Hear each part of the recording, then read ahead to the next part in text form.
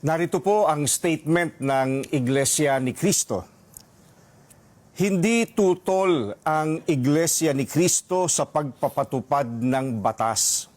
Pero tutol kami sa pagbaluktot sa batas, lalo na kung ang layunin ay para pagtakpan ang katiwalian.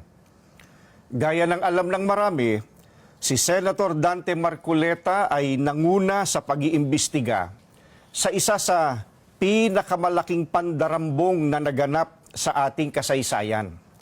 Sinimulan niya ito nang siya pa ang chairman ng Blue Ribbon Committee ng Senado. Subalit, pinalitan ng liderato ng kumiting ito. Gayunpaman, itinuloy niya ang paghahanap ng hustisya para sa atin na mga mamamayan. Ang ipinagtataka namin ay kung bakit siya na nagsusulong sa pag-expose ng mga sangkot sa napakalaking pagnanakaw sa Pilipinas ang kakasuhan at ipakukulong sa halip na ang mga na-expose. Ang ikinakaso kay Senator Marcoleta ay plunder na isang non-bailable crime.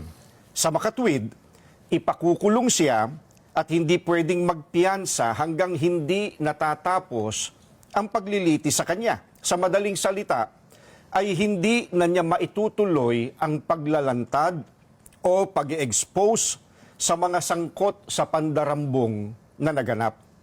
Pero, paanong naging plunder ang pagtanggap ng campaign donation o campaign contribution? Hindi naman galing sa kabangyaman ng Pilipinas ang tinanggap niyang donation mula sa mga sumuporta sa kanyang pagkandidato bilang senador.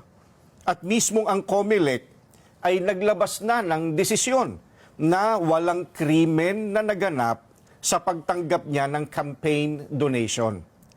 Sinusuportahan ng Iglesia ni Cristo ang itinataguyod ni Senator Marcoleta dahil ito rin ang posisyon namin. Nananawagan kami para sa transparency, accountability, justice, and peace.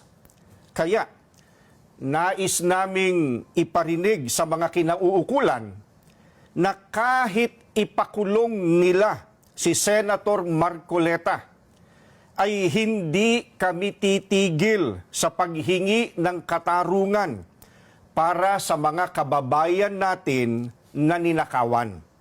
Gusto naming ipaalam sa kanila na isang injustice ang selective justice. At hindi kami mananahimik sa harap nitong napakalaking pagyurak sa katarungan na hinihingi ng ating mga kababayan. Yan po ang statement ng Iglesia ni Cristo.